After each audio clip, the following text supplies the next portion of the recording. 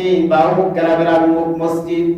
আল্লাহ রাব্বুল আলামিন যে সকল মানুষ দুনিয়ার মধ্যে আমাকে আবাদ করতো, আমার বানাইতো, সব সময় আমার ভিতরে এসে আযান দিত, আমার ভিতরে এসে নামাজ পড়তো, আমার সাথে সম্পর্ক রাখতো, যারা সব সময় আমাকে দেখভাল করতো, আল্লাহ যে সকল মানুষের কুমরি হয়ে আমাকে পরিচালনা করতো, আল্লাহ রাব্বুল আলামিন আজকে যদি ওই সকল মানুষদেরকে আমাদের ভিতরে না দাও, ততক্ষণ পর্যন্ত আমরা মসজিদ ততক্ষণ পর্যন্ত ধ্বংস হব না। আল্লাহ রাসূল সাল্লাল্লাহু আলাইহি সাল্লাম বলেছে, আল্লাহ রাব্বুল আলামিন ওই সময় মসজিদকে বলবে, মসজিদ তোমরা ধ্বংস হয়ে যাও, তোমাদের ওয়াদা আমি আল্লাহ রাব্বুল আলামিন পুরা করব। যে সময় কিয়ামত হবে, কাবাগর সমস্ত মসজিদ মাদ্রাসার ইঞ্জিল রিয়াজার ইঞ্জিল ইনকাম করা পয়সা থেকে, হালাল পয়সা থেকে কিছু পয়সা করে আমার মসজিদে গেলই না, মসজিদে লাগাইতে পারলাম না, আল্লাহর রাস্তায় লাগাইতে পারলাম না, ওই ধনের আল্লাহর কাছে কোনো দাম নাই। ওই জন্যই কিছু হালাল ইনকাম থেকে, মাথার দাম পায়ে ফেলা হালাল ইনকাম থেকে কিছু পয়সা আল্লাহর রাস্তায় এই দুনিয়া থাকতে, হায়াতে জিন্দেগি থাকতে খারাপের জন্য চেষ্টা করি। আমার সম্মানে মুসলিমেরা, প্রত্যেক মানুষের মৌত আছে, একদিন একদিন মৌত হবো, সব আমরা বলবো। আমাদের আত্মীয় স্বজন বহুত মানুষ বেড়ে গেছে, যারা মুর্দা হয়ে গেছে, তাদের তো ক্ষমতা নাই যা আমার ধনের থেকে আমি কিছু খরচ করি। এরা যদি ছেলে মেয়ে যদি ইচ্ছা করে তাহলে হ্যাঁ আর করবো, সবসময় অবিশ্বাস সময়।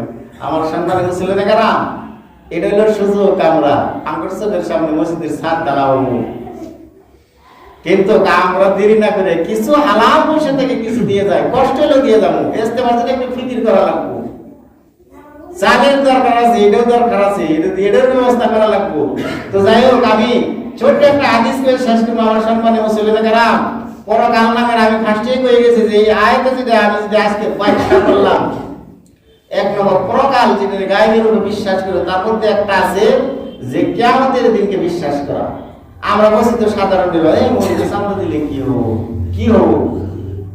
হাদিসের মধ্যে আছে আল্লাহ রাব্বুল আলামিন এই পৃথিবীতে যদি ধ্বংস করার চাবো, চন্ন বিচ্ছিন্ন করার চাবো, ইসরাফিল আলাইহিস তিনটা ফু দিব, একটা ফুর সাথে আরেকটা ফু দিব, 40 বছর পার্থক্য, একটা ফু দিব 40 বছর নিস্তব্ধ হয়ে থাকবো, 40 বছর এক ফু দিব, সব বস্তু বলে চূর্ণ বিচ্ছিন্ন হয়ে যাবো, তলের মাটি উপরে, উপরের মাটি তলে উঠবো।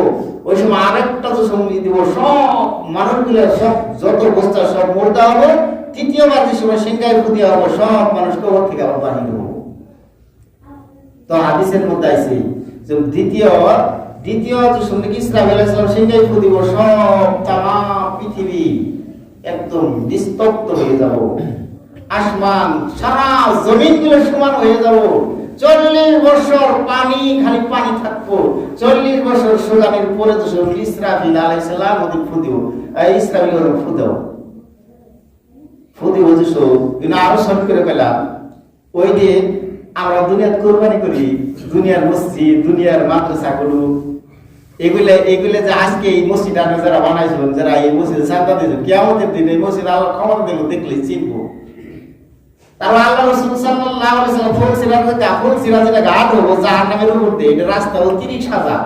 আল্লাহ রাসূল সাল্লাল্লাহু আলাইহি ওয়াসাল্লাম বলছে যে ফুলসিরা ঘাটটা এত মানে মিহি হবো, হীরার থেকে দাঁড়, আবার সুলের থেকে মিহি, 30,000 বছরের রাস্তা পার হয়ে যাও, যে বান্দানে পার হয়ে যাবো ওই জান্নাতে যাবো, যে যাওয়ার পাবো না দুর্বল ইমান, 2 কাজ 1 কাজ যাওয়ার সাথে সাথে করে ওই জাহান্নামের আগুনের মধ্যে পড়বো।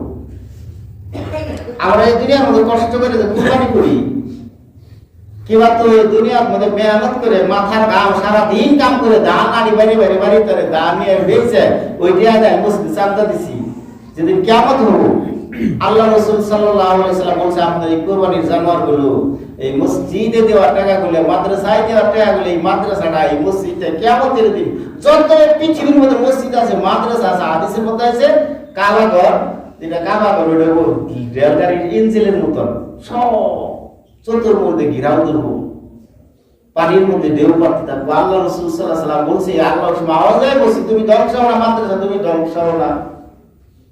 ওই দিন আল্লাহর কুদরতি ক্ষমতার দ্বারা মসজিদের মধ্যে কথা বলবো, মাদ্রাসার মধ্যে কথা বলবো। হাদিসের মধ্যে আছে আল্লাহ রাসূল সাল্লাল্লাহু আলাইহি ওয়াসাল্লাম বলবো আল্লাহ রাব্বুল আলামিন আমি তো অমুক গ্রামের মধ্যে 1 নম্বর গোয়ারি পুকুরি, অমুক গ্রামের মধ্যে আমি বড় মসজিদ, বা অমুক গ্রামের আমি অমুক মসজিদ। আল্লাহ রাব্বুল আলামিন যে সকল মানুষ দুনিয়ার মধ্যে আমাকে আবাদ করতো, আমার বানাইতো, সব সময় আমার ভিতরে এসে আযান দিত, আমার ভিতরে এসে নামাজ পড়তো, আমার সাথে সম্পর্ক রাখতো, যারা সব সময় আমাকে দেখভাল করতো। আল্লাহ যে সকল মানুষের কুমরি হয়ে আমাকে পরিচালনা করতো, আল্লাহ রাব্বুল আলামিন আজকে যদি ওই সকল মানুষদেরকে আমাদের ভিতরে না দাও, ততক্ষণ পর্যন্ত আমরা মসজিদ ততক্ষণ পর্যন্ত ধ্বংস হব না। আল্লাহ রাসূল সাল্লাল্লাহু আলাইহি সাল্লাম বলেছে, আল্লাহ রাব্বুল আলামিন ওই সময় মসজিদকে বলবে, মসজিদ তোমরা ধ্বংস হয়ে যাও, তোমাদের ওয়াদা আমি আল্লাহ রাব্বুল আলামিন পুরা করব। যে সময় কিয়ামত হবে, কাবাগর সমস্ত মসজিদ মাদ্রাসার ইঞ্জিল রেলগাড়ি ইঞ্জিলের মতন হয়ে যাবে, তামাম পৃথিবীর মসজিদগুলো মাদ্রাসাগুলো রেলগাড়ির ডাব্বা হয়ে যাবে। আল্লাহ হুকুম দিয়ে মসজিদ যে সকল মানুষকে তোমার সাথে সম্পর্ক রাখতো, তোমাদের ভিতরে দান বরকতি দিত, দুনিয়ার মধ্যে তোমাদেরকে হেফাজত করতো, আবাদ করতো, ওই সকল মানুষদেরকে ছাঁটাই করে করে বাছাই করে করে নিয়ে আজকে ফুলসিরা ঘাট 30,000 বছর রাস্তা তুমি পার হয়ে যাও।